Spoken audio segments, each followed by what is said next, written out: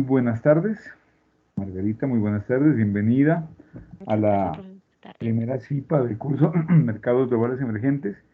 Mi nombre es Diego Martínez Delgado, soy el tutor del curso y en esa oportunidad pues quiero que trabajemos algunos temas básicos de lo que son los mercados globales emergentes, que conozcamos su contextualización, su conceptualización, que sepamos de qué se trata e iniciemos con el manejo de la terminología o de los conceptos de los BRICS, que son la base del desarrollo de la siguiente actividad, o de la que ya empezamos hace un par de días, ¿vale?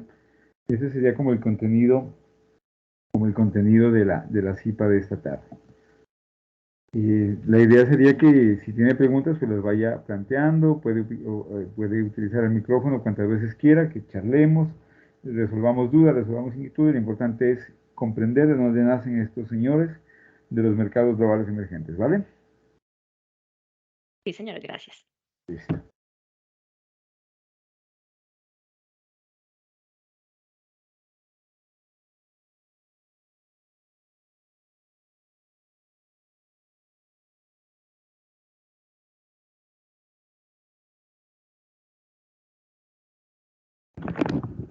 Para empezar, vamos a contextualizar, vamos a recordar un poquito cuál es el concepto de la globalización, ¿sí?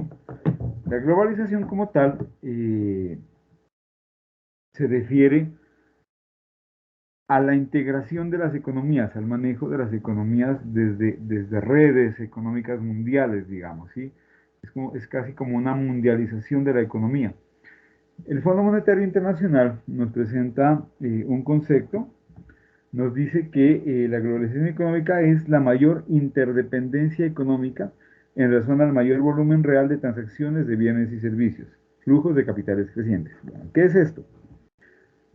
Resulta que, y hablando un poquito de historia, eh, a comienzos del siglo XX, eh, la economía era una economía bastante cerrada, digamos, y el desarrollo comercial mundial no estaba tan fuerte no era tan fuerte como lo conocemos hoy.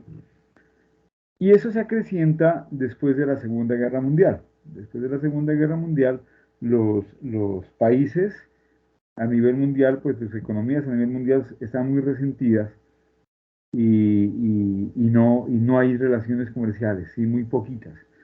Se crea entonces o se organiza en una ciudad de Estados Unidos que se llama Bretton Woods una convención mundial, digamos, de la que surgen algunos organismos que existen hasta hoy. El primero de ellos es el Fondo Monetario Internacional.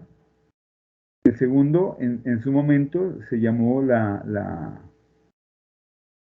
eh, lo que es hoy la Organización Mundial del Comercio, la, se me escapa la sigla, bueno, no era una organización mundial en ese entonces, era apenas un acuerdo, el acuerdo comercial de aranceles y el acuerdo mundial de aranceles y comercio, que lo que buscaba era fomentar el comercio, desarrollar el comercio, ¿sí? Y arranca a favorecer el comercio natural. El comercio natural es el comercio entre dos países, entre países vecinos. Y de ahí hasta hoy, pues el comercio se ha ido desarrollando, se ha ido creciendo muchísimo, lo que tiene que ver pues con tratados, con acuerdos, con vínculos y con todo lo que son las relaciones internacionales comerciales, y ha ido creciendo mucho. En Colombia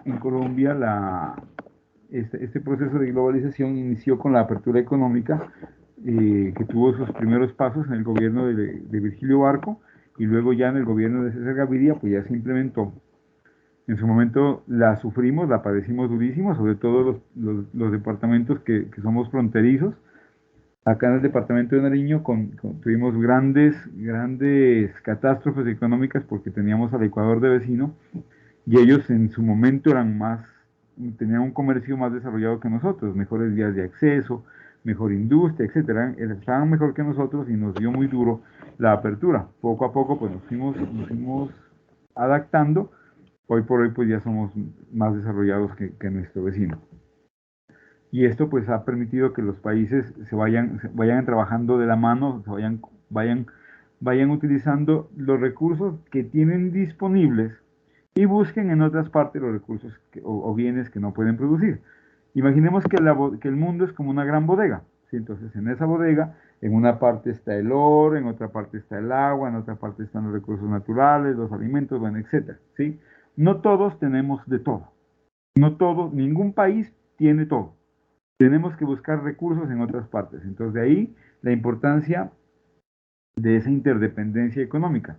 Llevar al mercado lo que yo tengo y traer del mercado lo que yo no puedo producir. Sí, esa es como la primera parte que nos habla el Fondo Monetario Internacional. Y otro concepto, el de la OCDE, y de la Organización para la Cooperación y el Desarrollo, define la globalización como conseguir una economía mundial en la que las partes del total se comporten como si se tratase de una economía individual, ¿sí? Como si todo el mundo fuera un solo país. O sea, pensar de manera global, digamos, entre comillas, un poquito solidaria, una economía solidaria mundial, o sea, trabajar como si todos, tener todos la conciencia de que todos necesitamos de todos.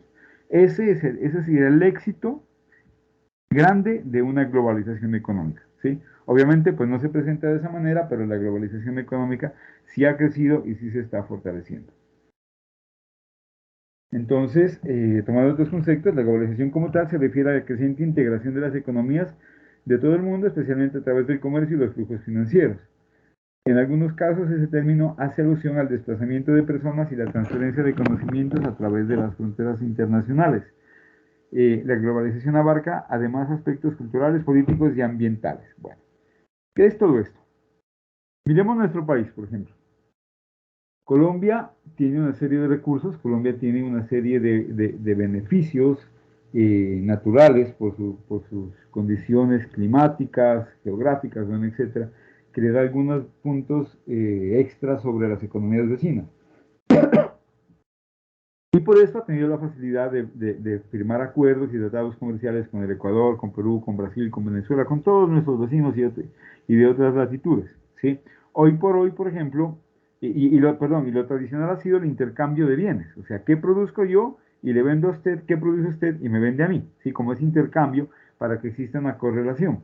Pero hoy por hoy ya no solamente estamos hablando de productos, también estamos hablando de personas, ¿sí? Es decir, abrir las fronteras, usted sabe, Margarita, lo difícil que es irse a trabajar a otro país, o sea, no es comprar un tiquete y me voy a trabajar al Perú, me voy a trabajar al Ecuador, no, no se puede, o sea, existen unos requerimientos, unos requisitos que son bastante complicados y esa la idea es irlos eliminando, ir abriendo fronteras para que las personas podamos ir a otras partes a trabajar. Hoy por hoy con el Perú ya está muy adelantado esa parte en lo que tiene que ver con inversión colombiana en el Perú, inversión peruana en Colombia y el movimiento de personas entre Perú y Colombia, o sea, que nos faciliten irnos al Perú a trabajar y que los peruanos vengan a trabajar a Colombia. Esa es como una idea global que está muy desarrollada y esa es la idea ya de una globalización un poco más avanzada, ¿de acuerdo? Eso es globalización, no solamente comercio, sino traspasar esas fronteras culturales,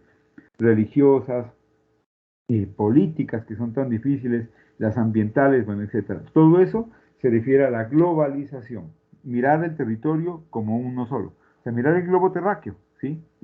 Por eso es la globalización, de ahí el término.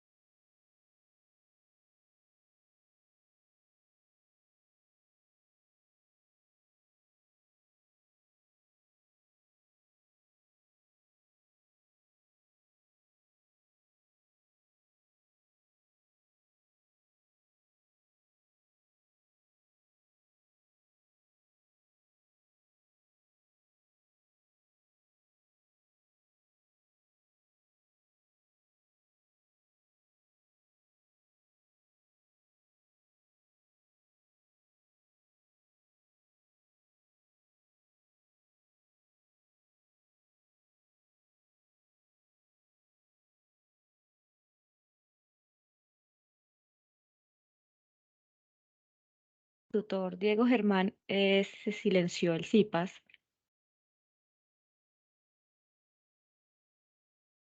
¿Ahí me escucha? Ahora sí, sí, señor. Sí, qué raro. ¿Hace mucho se silenció? No, cuando pasó la diapositiva. Ah, bueno, entonces le explico otra vez esa diapositiva. Sí, señor. Les decía que las naciones, cada una tiene unas características particulares, ¿sí? Unos beneficios, unas debilidades, unas potencialidades que se explotan, que buscan satisfacer la mayor cantidad posible de necesidades, pero tampoco tenemos todo. Entonces hay unas debilidades que no podemos cubrir, hay unas necesidades que tenemos que buscar la solución por fuera de nuestras fronteras.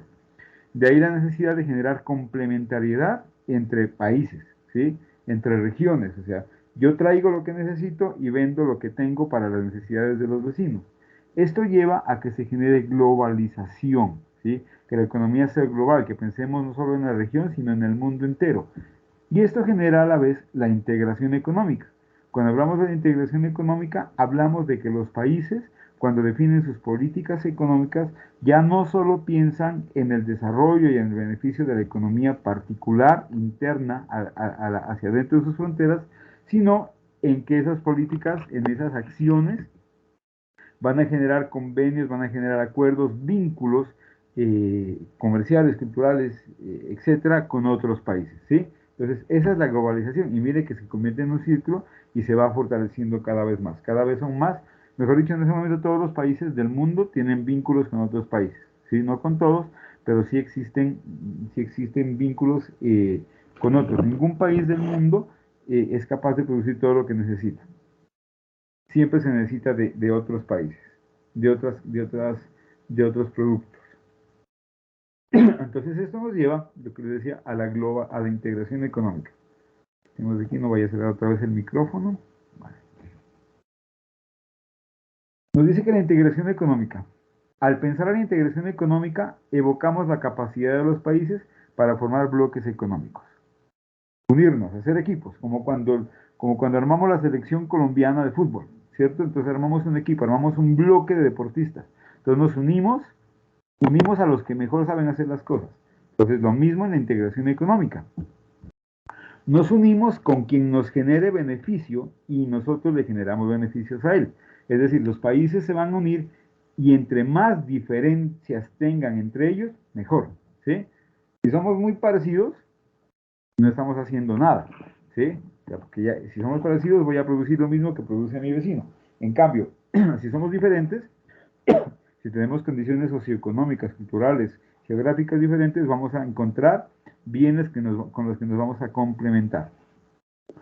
Entonces, la integración económica impulsa la liberalización del comercio. Liberar el comercio significa eliminar las barreras al comercio. Por ejemplo, aranceles, condiciones, normas, etcétera. Todo lo que frene el comercio entre países se busca eliminar para que se libere, ¿sí? Para que se libere. Ya por allá, por 1760, el economista Adam Smith hablaba del laissez-faire, laissez-passer. En su libro La riqueza de las naciones, el laissez-faire, laissez-passer era diciéndole al gobierno, la economía no necesita de la intervención del gobierno, necesitamos una libertad comercial porque dejar hacer, laissez-faire, laissez-passer es dejar hacer, dejar pasar. Cada oferta crea su propia demanda, cada demanda crea su propia oferta, entonces si nosotros producimos, déjenos producir y vender con libertad y la economía va a fluir. Ese es el principio de los clásicos, ¿sí? Que habla del liberalismo económico, de la globalización, de la apertura, que eran los primeros pininos cuando hablaba Daniel Smith por aquellos entonces. Y surge entonces hasta hoy en día, pues tenemos todavía esa lucha entre lo que es la globalización y el proteccionismo, ¿sí? La globalización es abrir fronteras, pero implica que nuestros productores, nuestras industrias van a entrar a competir con industrias de otros países, tal vez más desarrolladas, tal vez que traen productos con menores costos, o tal vez competencia desleal con productos de mala calidad, etcétera, ¿sí? Pero pues tenemos que enfrentarlo porque no podemos vivir con las fronteras cerradas. Y la otra política es el proteccionismo, o sea, no pensar en producir y vender hacia adentro, sino hacia afuera, perdón, sino proteger la economía nacional, que se produzca en el país lo que más se pueda para satisfacer las necesidades. Es decir, colocar barreras arancelarias, colocar algunas barreras no arancelarias, etcétera. Antes de estos modelos neoliberales que tenemos en este momento, existía pues el proteccionismo, eran unas economías neoestructurales. Y digamos que la frase de batalla de la economía colombiana en aquellos entonces, hasta la década de los 80, tal vez del siglo pasado, era exportar, ¿sí? O sea, exportar lo que más se pueda, producir para exportar y no comprar en el extranjero, sino producir lo que están produciendo afuera para no comprarle a nadie más, sino producir nosotros, protegernos, producir lo que necesitamos nosotros mismos. Ese era el modelo macroeconómico global que existía en Colombia. Pero pues la economía ha ido cambiando, se ha ido transformando y hoy por hoy todavía existe la globalización versus el proteccionismo, que son dos modelos que no se pueden separar, son las dos caras de la misma moneda. No puede existir proteccionismo sin ninguna globalización, ni puede existir globalización sin algún tipo de proteccionismo. Ambos se necesitan unos del otro, ¿sí? Necesariamente hacen parte de la moneda. Que uno se desarrolle o se aplica más que el otro, pues ya depende de las políticas macroeconómicas del modelo de gobierno del momento.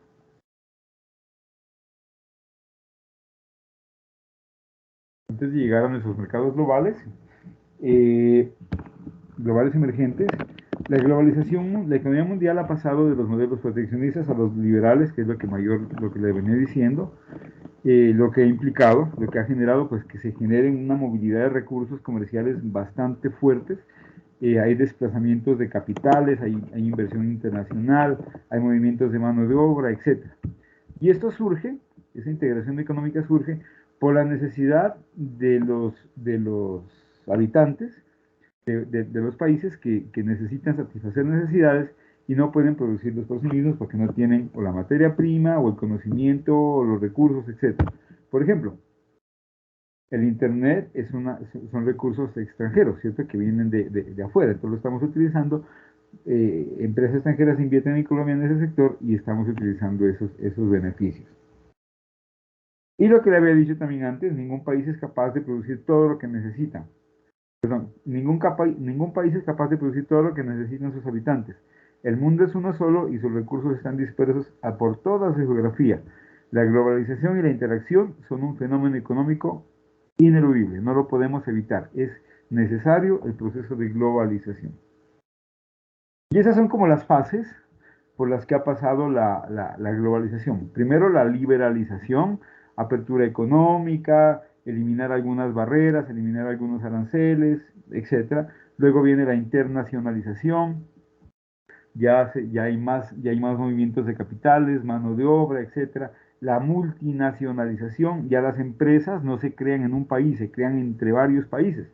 Entonces se encuentra una empresa que produce en una parte de materias primas en la India, otra parte en la China, ensambla en Taiwán, tiene mano de obra de otros países, bueno, etcétera, ¿sí? Entonces, y utiliza barcos, fábrica en la mitad del mundo para producir. ¿Sí? Es la multinacionalización de la economía. Y lo que nos lleva a la globalización, ¿sí? Todavía no estamos a full de la globalización, pero la idea sería, obviamente muy difícil, porque la cultura, la idea, la política es muy diferente en cada país. Entonces la idea sería mirar el mundo como uno solo, una sola economía, ¿sí?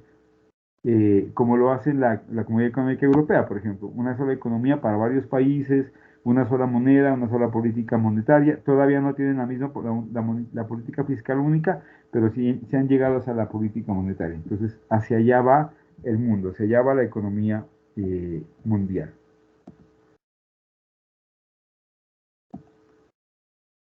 Y surgen entonces ante estos fenómenos de la globalización, y del desarrollo económico, unas economías que se llaman economías emergentes, economías que surgen, ¿sí? Economías que han crecido, que han surgido de manera fuerte bajo condiciones diferentes a las tradicionales, ¿sí? Entonces, esas son esas economías como la de la China, la de la India, la de Rusia, ¿sí? Y tienen algunas diferencias con la economía tradicional. Mire esta figura que traigo. Hoy en la economía moderna, antes hablábamos de países desarrollados y de países subdesarrollados, ¿sí? Hablábamos de esos dos tipos de países, o se era desarrollado o se era subdesarrollado. Desarrollado en el sentido de que se fortaleció en esa economía más el sector industrial. En las economías existe el sector agrícola, sector servicios, sector industria, los tres sectores de la economía.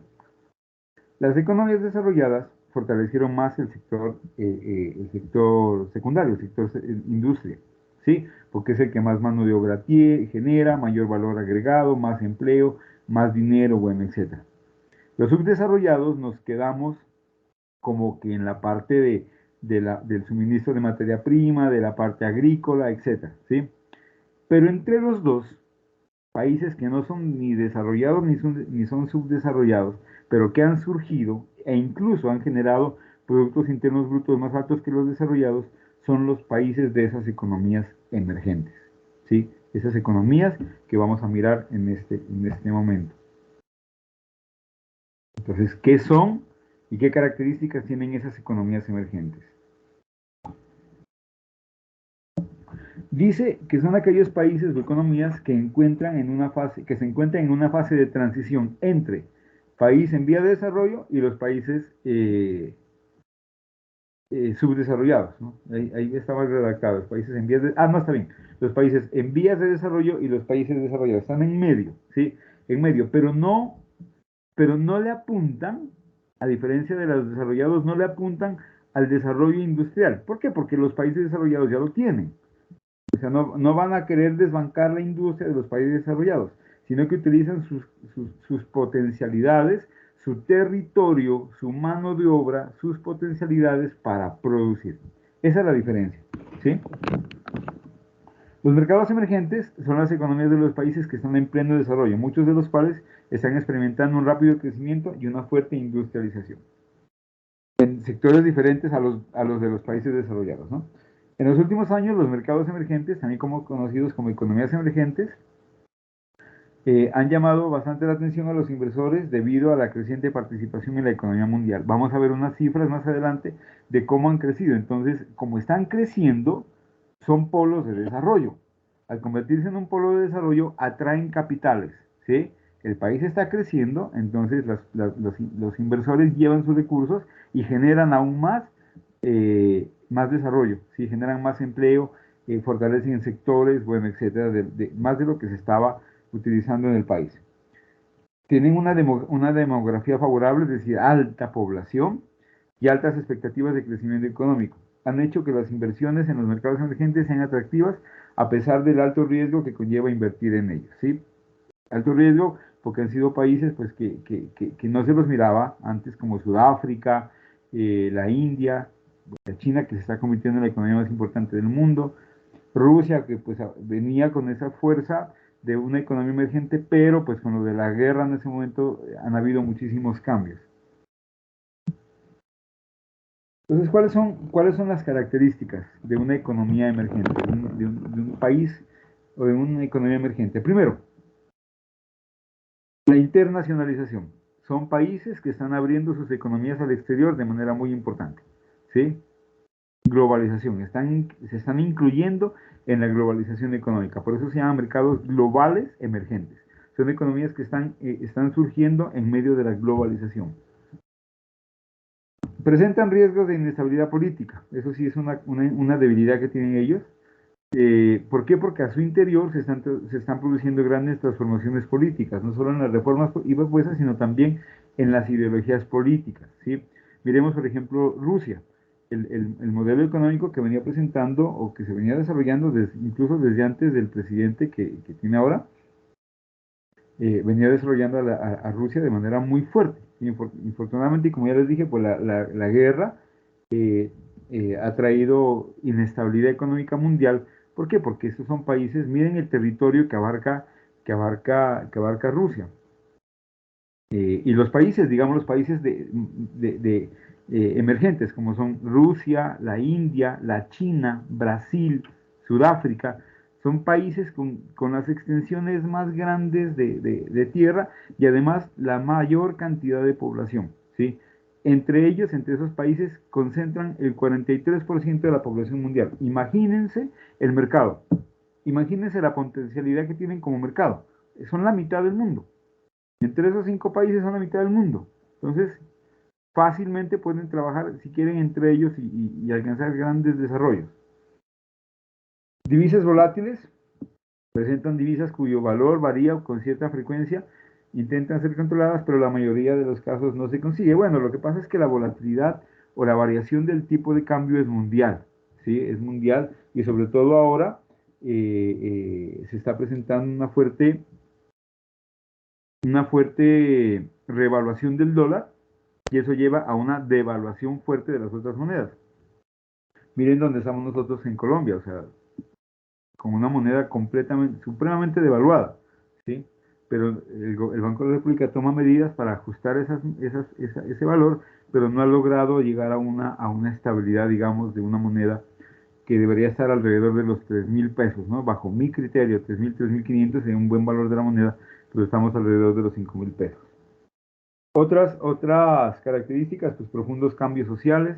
El crecimiento económico viene aparejado de grandes cambios en la estructura social, no solo en los cambios de pensamiento e ideas, sino también en la educación o en la pobreza. Cuando el país se desarrolla, cuando los países se desarrollan, se presenta mayor brecha entre los estratos sociales.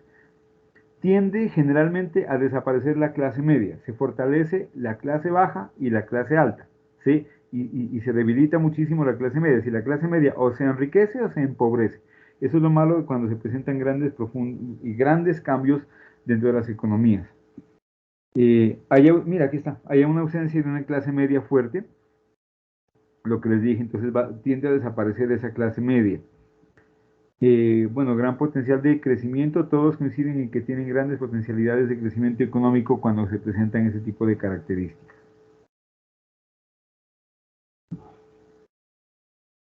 Bueno, hay algunos grupos de países emergentes, acá en Sudamérica está por ejemplo Brasil, Chile, Colombia, ya se está considerando como una economía emergente, México y Perú.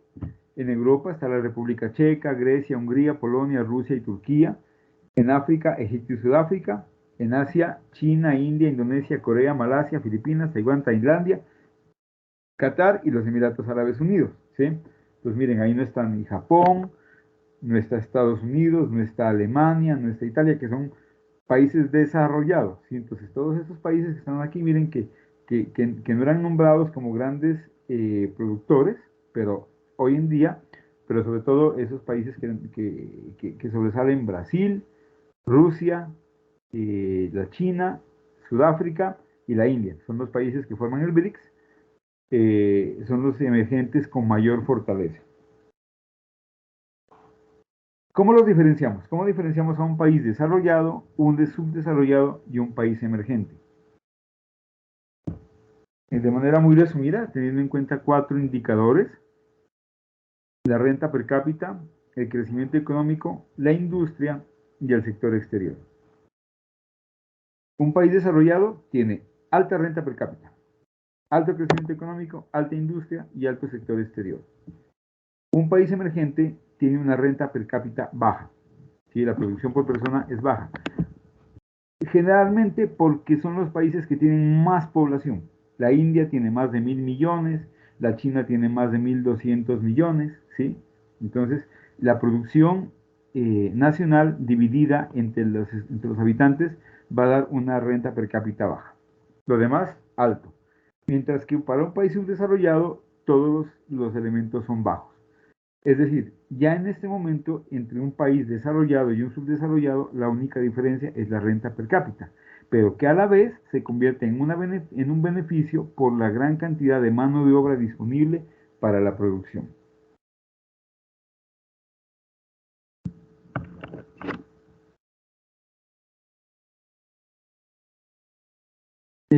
¿Qué características positivas tiene la economía emergente? Primero, pues que la economía emergente marca la tendencia económica mundial, sobre todo hasta antes de la guerra, de Rusia, si venían marcando eran un referente económico mundial. Y aparte de su potencialidad geográfica, está la mentalidad empresarial de los habitantes. Ese es uno de los grandes elementos que ha llevado a esas economías a convertirse en emergentes, ¿sí? No solamente en tener territorio y en tener mano de obra, sino en utilizarlos de manera inteligente, tener mentalidad empresarial. Otra característica son los recursos naturales, las potencialidades endógenas, digamos. ¿Qué tiene cada país? Entonces, estas economías han sabido utilizar esas potencialidades de sus recursos naturales como beneficio en pro de todo el territorio, ¿sí? Beneficio del país. La única diferencia entre los desarrollados y los países emergentes, como ya habíamos visto, es la renta per cápita. En los demás aspectos son similares. Y lo que habíamos visto también, los países subdesarrollados deben mirar hacia sus potencialidades, deben mirar la parte endógena, deben mirar hacia adentro con el fin de buscar el desarrollo económico y superar las fases de integración y convertirse ya en unas economías emergentes, ¿sí? Como lo habíamos planteado hace un momento. Miren unas estadísticas. En total de todos los países emergentes, no solamente los 5 importantes, sino todos, conforman el 87% de la población mundial. Es decir, pueden hacer lo que quieran con los mercados. El 39% de la exportación la generan los países emergentes. Miren que los países desarrollados, que son poquitos, tienen el 61%, pero ya los países emergentes tienen el 39%. Y el 44% del consumo. Miren la importancia del consumo de todas estas personas. O sea, el 87% de la población mundial consume el 44% de la producción. Eso es bueno, ¿cierto? Eso es muy bueno. Entonces, son potencialidades que tienen las economías emergentes, que se pueden crecer aún más. Si se desarrolla, el consumo puede aumentar. Surgen entonces los BRICS. Brasil, Rusia, India, China y Sudáfrica. Son el grupo insignia, digamos, de los países o de las economías emergentes. Obviamente, pues se pueden dar cuenta que es la sigla. Todos son considerados países emergentes con gran potencial que pueden, o tienen una gran potencialidad, ¿no? Que pueden llegar a estar entre las economías dominantes de la economía, de las economías dominantes a mediados de ese siglo. Si por allá por los años 2050-2060, estos países pueden convertirse en los países más importantes en la economía mundial. A manera de datos históricos, en el 2001, el economista Jim O'Neill es el que presenta el término o la sigla BRIC. En el 2006 se realiza la primera reunión ministerial donde acuerdan ampliar la cooperación multilateral entre ellos. Si se dan cuenta de las fortalezas que tienen, unen sus características y se convierten en una potencia mundial. En el 2008 emiten un comunicado conjunto sobre la posición del grupo en temas de actualidad global, es decir, ya dejan huella, digamos, ya marcan lo que ellos quieren y son tenidos en cuenta por la fortaleza económica que son. En el 2009 se llevan a cabo la primera cumbre del BRIC y se emite un comunicado con los objetivos y los valores del grupo o del bloque. Entonces ya se estructuran como tal. En el 2010 Sudáfrica, antes era el BRIC, dense cuenta, en el punto de 2009 era en el BRIC, y en el 2010 Sudáfrica entra a formar grupo, por eso se llama BRICS. A partir de ese momento comienzan a celebrarse cumbres anuales para fomentar la cooperación multilateral. Y en el 2014 firman un tratado para la creación del nuevo Banco de Desarrollo el anterior banco será constituido en el año 2013. Algunas cifras, miren la población. La población de los 5 países nomás. La población de los 5 países son 3.000 millones. El mundo está en 6.000, 7.000 millones. O sea, casi la mitad de la población está en 3 o 5 países. El Producto Interno Bruto son 20 billones. ¿Sí? 20 billones de euros. El PIB per cápita está en 8.000. perdón, en 6.000 euros, 6 millones de euros, perdón, no, 6.000 euros nomás es. La deuda total, bueno, en millones de euros, 12 billones entre todos. Es decir, la deuda abarca el 60% de la deuda mundial, la tienen ellos. Bueno, no hay un total para el déficit. ¿Qué les puedo decir adicional de los BRICS?